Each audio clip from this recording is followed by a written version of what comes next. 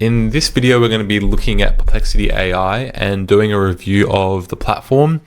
It's something that I've been using more in my work and has gained a lot of attention in the media as something that could actually rival traditional search engines like Google.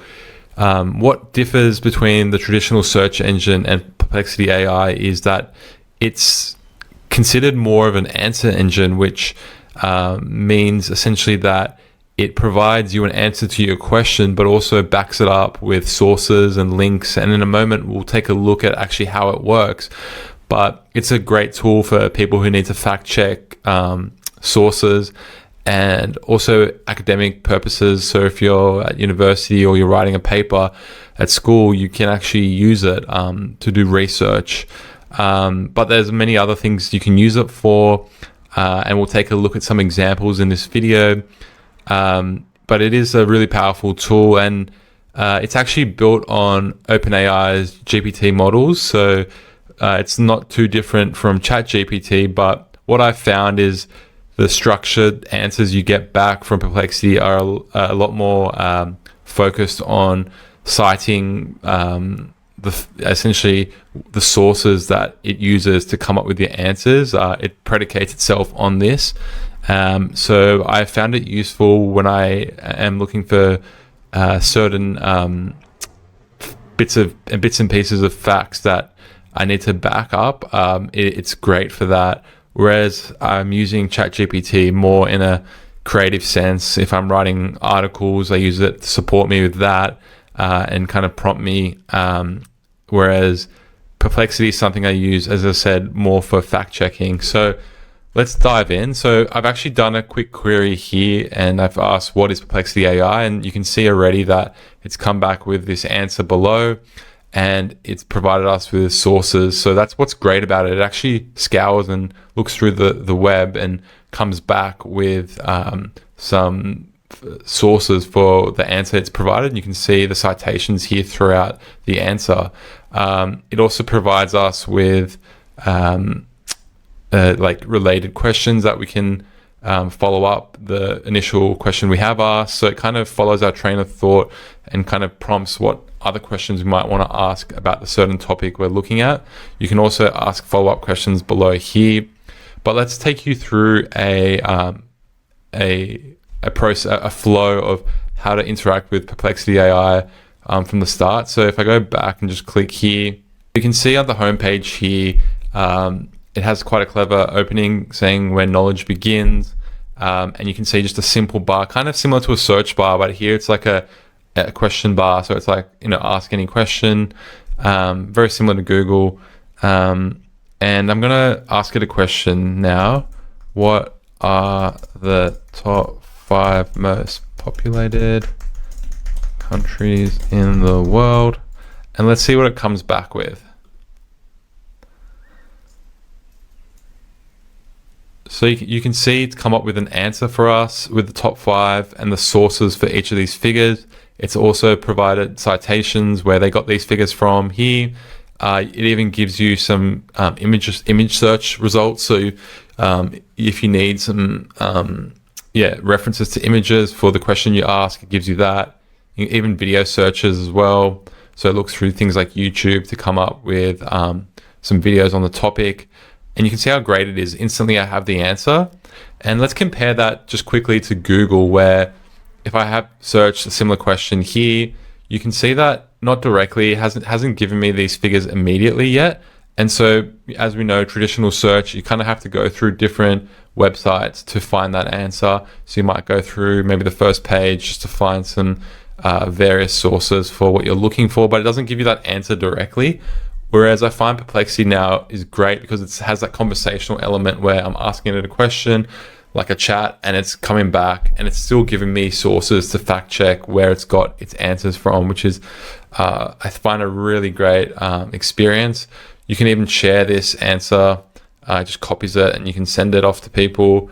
You can rewrite it if you need it to come back with something else, and kind of edit it in other various ways. And give it feedback, which is awesome. And then again, it has related questions, as I mentioned earlier, and you can ask follow-up questions there. So you can see how impressive it is in terms of having that kind of conversational flow with you versus traditional search. So it does feel like it is disrupting the way we're used to searching on the net, and it's something to keep an eye on for sure. If I go back to the search bar again, they have another great feature called Copilot, which I think it gives you around 5 free Copilot sessions every 4 hours. It says there per session, per account, per free account that we're using at the moment. If you do go to the Pro, you can actually get unlimited Copilot. But essentially, what Copilot does is it's like an assistant. So before it answers your question, it's going to ask you a few more follow-up questions just to make sure it provides you with the right answer you're looking for. So unlike the search we just did, with Copilot, you'll see in a moment that it'll actually ask us some more follow-up questions. So in this example that I want to run through with you, we're going to pretend that we're going to Barcelona on vacation, and we're going to ask what are the top 5 things to do in Barcelona. So what are top 5 things to do in Barcelona? So you'll see I'm just going to turn on Copilot now, and we're going to search, ask it the question, and you can see immediately this Copilot prompt comes up, and it's asking me now what type of activities am I interested in. So essentially what it's trying to do here is narrow down the top 5 things based on my preferences or what I like to do. So if I want to say, let's say food and drink. So traditionally you might say, oh, sightseeing is what most likely it's going to come with, the touristy stuff. But let's say I really like food and drink. Let's see what comes back. So you can see it's actually searching the web, and it's come back. It's actually looked at things like TripAdvisor. It's gone through everything. So you can see, okay, it's talking about food tours, cooking classes, local restaurants, exploring markets. So it's giving me some ideas of things to do. And off the back of this, we can probably narrow this down even and get actual places we want to go. But you can see how interesting this is. You can see here on the right, it actually gives us a map as well of Barcelona and some kind of attractions that I can probably visit while I'm there. So this is amazing, I think, and something that I'll probably be using actually if I am traveling this year. So what you can do if I am actually going on a trip to Barcelona is you can actually save this question under a collection of other questions that I might be asking if I am traveling to Barcelona. So all you have to do is press this top button here on collections, and let's call this trip to Spain. Give it a little emoji, so maybe the Spanish flag. And I can say planning a vacation to Barcelona and Madrid, for example.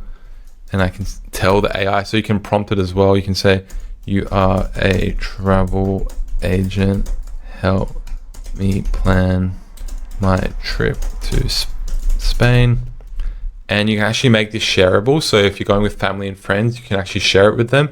However, if it's a private thing, you can actually make it locked in a secret collection for yourself only. So all I want to do here is create it. And if I go back here, you can see trip to Spain. You can just add it now. So all the queries and the threads that I put together here will be saved under the trip to Spain. I can call this Barcelona trip. So I can save that as well.